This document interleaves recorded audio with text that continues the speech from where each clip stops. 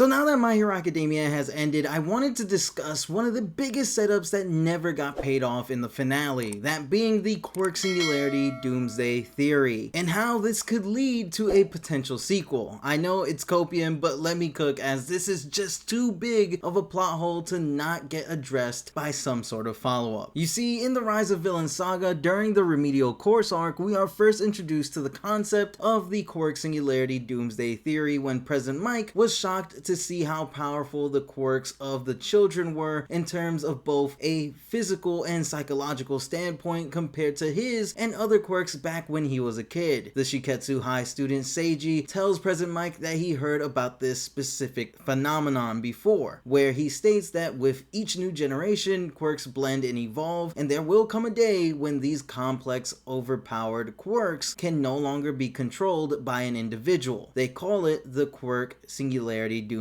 Theory. The reason why humans one day won't be able to keep up with their quirks is because the human body with each generation doesn't evolve at the same rate that quirks do. So one day, quirks will become too powerful for humans to wield. With this revelation, besides All for One, the Quirk Singularity Theory has been this sort of background looming threat that depicts a truly dark and grim future for the world of My Hero Academia throughout the entire story from this point on. Now, in the Endeavor Agency arc, it was revealed that Dr. Shigaraki was the one who came up with the theory. No one took him seriously except for All for One, and during the 4th generation of quirk users, they began seeing signs of his theory being true. With All for One possessing multiple quirks, he saw this as a huge problem down the road. Now, while the World Heroes Mission movie showed a glimpse of what a Quirk Singularity Doomsday event would look like, it's revealed during the Paranormal Liberation War arc that 70 years ago, when Dr. Shigaraki came up with the theory, society naively brushed it off as just irrational nonsense based on weak evidence. That's because back then the world was struggling to end the turmoil and reclaim peace after the advent of the extraordinary. So nobody wanted to hear about another terrible societal collapse in the far off future. And in the present day, the Quirk Singularity Doomsday Theory is a belief reserved to those in cults, something that we see in the World Heroes Mission movie with Humor Eyes and their belief in this theory, which this does get referenced by President Mike in the Paranormal Liberation War arc. The last we hear or see about the Quirk Singularity Theory in the series is during the final war, where we see Shigaraki's body has reached the point of singularity. When the heroes see Shigaraki displaying his body's growth, Shigaraki tells the heroes that the body must adapt to ever-evolving quirks. This new form that humanity acquires, referencing his body, is the next step for a superpowered society in line with the singularity proposed by Shigaraki. Shigaraki then further teases this dark future by stating, "You people who swept it all under the rug and shy away from the inevitable future wouldn't possibly comprehend." Aside from Shigaraki displaying his singularity form throughout the entire arc and outright telling the heroes that the Quirk Singularity Doomsday Theory will inevitably become a reality, Shigaraki and All for One are defeated, and the threat of the Quirk Singularity Doomsday Theory doesn't get touched on at all in the ending of the series. For many, the Quirk Singularity Theory was arguably a huge plotline that set up a massive future threat for our heroes throughout the entire story, even playing a major role within the story itself, serving as a major obstacle for All for One and Shigaraki to overcome. The heroes became vastly aware of this threat throughout the story, and it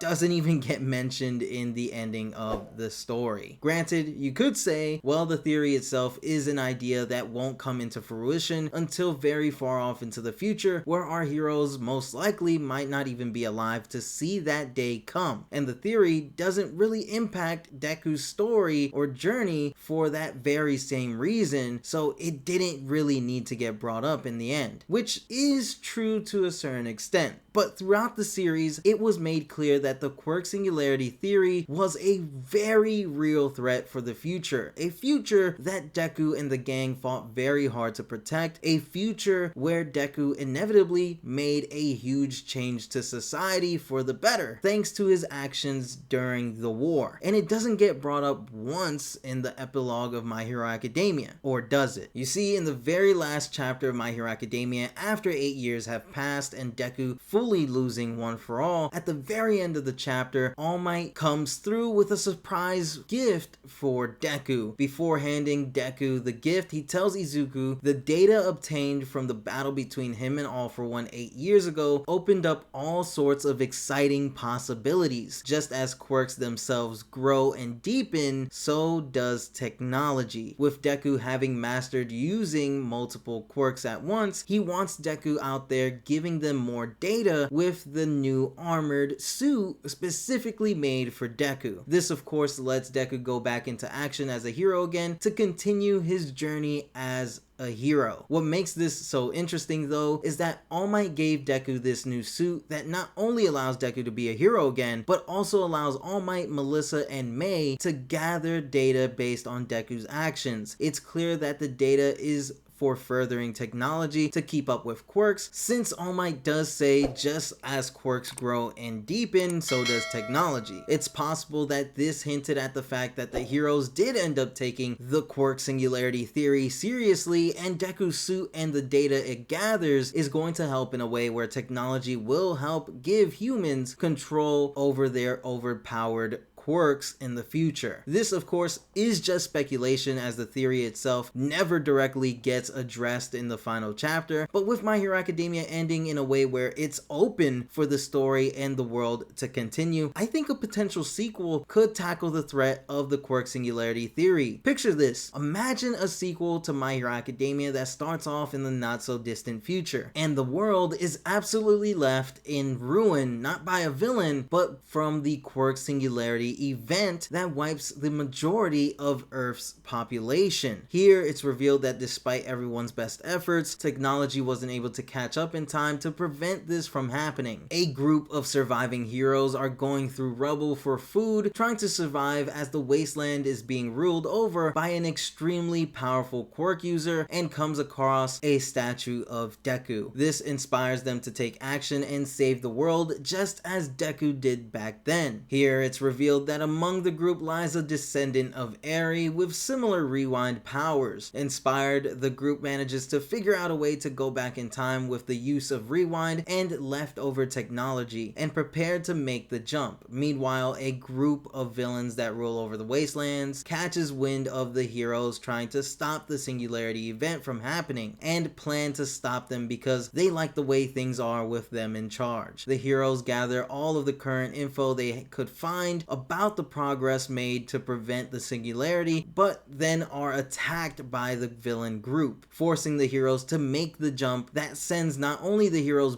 back in time, but the villains as well. The jump sends them all to the past after Deku gains his new armored suit, and it's revealed to Deku and the others that despite their best efforts to gather data, technology never reaches a point to prevent the Quirk Singularity Doomsday event, and villains from the future have come to stop them. Now, I know some people aren't big fans of time travel plotlines, but with My Hero Academia being heavily influenced by superhero media and certain manga itself having dealt with time travel already, I feel this can work. This would in no way interfere with the original story and would address the Quirk Singularity Theory in a big way that I think makes sense. This could open up so many possibilities like time travel and just new villains in general, and this is a world filled with superheroes, so there will always be villains for our heroes to fight anyways. Regardless of a potential sequel that could come out of this, I really wanted to talk about one of the biggest plot lines in My Hero Academia that just never got addressed in the series finale. Who knows, it was most likely intentionally left not addressed to be a major threat for a potential follow-up to the ending of My Hero Academia. The series did end in a way where a follow-up is 100% possible through a movie or a full-on sequel series. So maybe sometime down the road, we'll see the Quirk Singularity Theory get addressed in a big way, but for now, the Quirk Singularity Theory is is one of My Hero Academia's biggest unanswered plot lines. Let me know in the comment section below your thoughts on the Quirk Singularity Theory never getting paid off in the end of My Hero Academia. Did it matter to Deku's story at all? Was this intentional to jumpstart a sequel? Let me know everything in the comment section below. If you enjoyed the video, then be sure to Detroit smash that like button, and if you are new to the Kitoroki channel, then be sure to subscribe to the channel with notifications on so that you don't miss any My Hero Academia content. With that said, I'll see you all in the next one.